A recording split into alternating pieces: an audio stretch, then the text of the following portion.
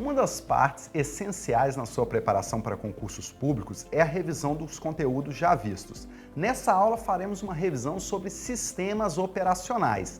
Essa aula é ideal para você que está começando sua preparação para concursos públicos e quer ganhar uma noção do que é cobrado nesse assunto, ou para você utilizar naquela semana ou até no dia antes da prova. Eu sou o professor Rodolfo Pimentel, professor de Informática do CEP Preparatório para Concursos Públicos. E se você ainda não é inscrito no nosso canal no YouTube, inscreva-se. Então vamos começar aqui uma revisão sobre sistemas operacionais, um assunto que não cai, despenca nas provas de concursos públicos. E para fazer essa revisão, nas minhas aulas eu sempre falo que você tem que ter uma ferramenta de revisão que vai facilitar a sua revisão, principalmente quando o edital é publicado. Na sua família sempre tem aquela história, Joãozinho é seu primo, estudou um mês, passou para juiz, passou para delegado, passou para promotor. Porém, sejamos sinceros, isso não é o padrão. O padrão é você estudar alguns meses, um passo a passo, até estar preparado para as provas. Então você tem que ter uma ferramenta que facilite suas revisões, e hoje eu apresentarei uma ferramenta aqui, caso você ainda não conheça, que é a ferramenta de mapas mentais. Vem aqui comigo para o meu computador. Então, mapa mental é uma ferramenta que organiza os conceitos ali na sua mente para facilitar a sua revisão. No que se refere à informática para concursos públicos, nós estudamos durante nossa preparação vários softwares, vários hardwares e vários conceitos aí de informática. Com relação aos softwares, um dos tipos de software mais importantes aí que são cobrados em concurso são os sistemas operacionais. Então, o primeiro grande fato que você deve lembrar é que ele é um software. E ele é um software dito especial. Por quê? Porque ele é responsável por gerenciar o hardware do seu computador. Volta aqui em mim. Quando você está lá utilizando o seu computador, você não abre somente um programa. Ora você está navegando na internet, ora você está editando um texto. Então você tem várias tarefas sendo executadas ao mesmo tempo, porém você só tem um computador, um hardware, um equipamento ali para prover os recursos necessários para essa tarefa. Então o sistema operacional ele acaba atuando como um grande gerente do seu computador, disponibilizando os recursos para determinados softwares que devem ser executados em determinado momento. Então lembre-se disso. Volta aqui comigo. Quando se fala em sistema operacional, você tem que saber quais são os principais sistemas operacionais. E esses são os principais sistemas operacionais quando se fala em computadores. Então você tem Windows, você tem Linux e tem o sistema operacional lá da Apple, que é o macOS. Os que são cobrados em prova, o Windows e Linux. O Windows, o primeiro grande detalhe dele é que ele é um software proprietário. Então não é gratuito, você tem que pagar para utilizá-lo, é da empresa lá Microsoft, lá do Bill Gates. Ao longo do tempo foram sendo disponibilizadas uma série de versões do Windows. As últimas são essa aqui, 7, 8 e o Windows 10. Não há o Windows 9, não há uma explicação formal da Microsoft sobre isso. Volta aqui em mim. Então, você sabe o que é o sistema operacional, o que ele faz, você sabe que o Windows você tem que pagar para utilizá-lo e você sabe as versões do Windows. O que mais que você precisa saber? Vem aqui comigo para a revisão. Quando você liga o seu computador, há uma série de itens lá na tela que aparece na sua tela inicial quando você liga o seu computador. Então você tem a área de trabalho, ou desktop, que é aquela área que mostra que é essa janela principal aqui que exibe ali os atalhos para você, quando você quer executar algum tipo de tarefa, é a partir dali que você vai iniciar essas tarefas. Essa área de trabalho tem uma série de atalhos, então atalhos podem ser para programas ou podem ser para arquivos, é uma forma, como o próprio nome indica, de facilitar o seu acesso àquela determinada funcionalidade. E esses atalhos são representados por ícones, que são essas pequenas imagens aqui associadas a cada um desses atalhos aqui. Questãozinha de prova que volta e meia aparece como é que eu diferencio na área de trabalho o que é um atalho e o que é um arquivo que foi de fato salvo na área de trabalho. Por essa seta aqui no canto inferior esquerdo.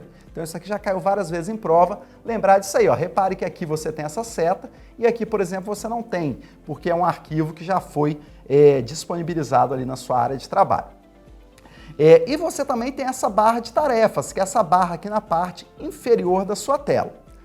Na barra de tarefas você tem o menu iniciar, que é esse menu aqui por meio do qual você vai executar uma série de tarefas, e tem a área de notificações, que é essa área aqui perto do relógio. Como o próprio nome indica, ela te notifica de algo importante relacionado ao seu computador. O menu iniciar tem uma série de atalhos que podem ser utilizados para que você acesse o menu iniciar. Os principais são a tecla do Windows, que eu chamo de Win Key. Então, no seu computador aí vai ter uma tecla que tem aquele logotipo do Windows. Essa tecla é muito utilizada para você abrir o menu iniciar, abrir ou esconder, e a combinação de atalhos Ctrl ESC. Volta aqui em mim. Professor, cai muito atalho nesses concursos? Como é que é isso? Eu tenho que decorar esses atalhos todos? Depende muito da banca. Se você pegar bancas maiores, um CESP, né, Sebrasp, FCC, são menos cobrados atalhos. Mas as bancas pequenas, uma OCP, uma VUNESP, eles adoram cobrar atalhos. Então, se você não... alguns atalhos você tem que saber, não tem para onde fugir, e eu apresento eles aí no decorrer, nas minhas apresentações, nas minhas aulas, eu gosto de chamar atenção para alguns atalhos, sim. Volta aqui comigo no meu computador. E é por meio do menu iniciar também que você vai poder encerrar as atividades do seu computador. Então você acabou sua tarefa, você não quer fazer mais nada, você encerra. E aí você pode desligar, reiniciar, hibernar, suspender, bloquear ou sair do seu computador, que é o logoff. Então isso aí é fundamental que você saiba. No sistema operacional também há uma lixeira, então quando você exclui algum arquivo, ele não é imediatamente apagado do seu computador, ele vai para uma área denominada lixeira, que é de onde, se apaguei por equívoco esse determinado arquivo, você ainda pode recuperá-lo. Algumas informações que é importante você lembrar de lixeira. É possível ser desabilitada e é possível limitar o seu tamanho. Ainda sobre o Windows, ele é um software, é um programa, é um sistema, só que dentro dele há uma série de ferramentas, uma série de outros programas que você pode acessar para gerenciar o seu computador. Os principais são o Windows Explorer, também chamado de explorador de arquivos, que você usa lá para manipular os seus arquivos. Há também o painel de controle, que no Windows 10 existe também o configurações.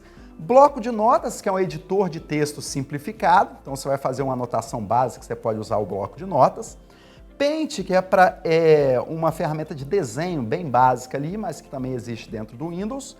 WordPad, não confundir com Microsoft Office Word, é um editor de textos, só que bem mais simples do que o Word, já vem dentro do Windows. Além disso, você tem o desfragmentador de disco, limpeza de disco, o Windows Defender, que é um antivírus que vem dentro já do Microsoft Windows, a janela de executar, o prompt de comando, navegadores web, que no caso do Windows, há dois. Antigamente o navegador padrão da Microsoft era o Internet Explorer. No Windows 10 já foi criado o Microsoft Edge. Então, volta aqui em mim. Então você sabe para que serve o sistema operacional, sabe os itens da tela inicial que são exibidos para você, conhece aqueles programas e pelo menos para que serve. Então isso tudo aí são informações fundamentais aí para você saber para sua prova. E volta aqui no meu computador. Além do Windows, é muito cobrado em prova o Linux, que a primeira grande diferença do Linux é que ele é um software livre. O que eu quero dizer quando é um software livre? É um software que você tem acesso à forma como ele é construído. Então no Windows você não tem acesso à forma como determinado programa é construído, porém no Linux você tem acesso sim.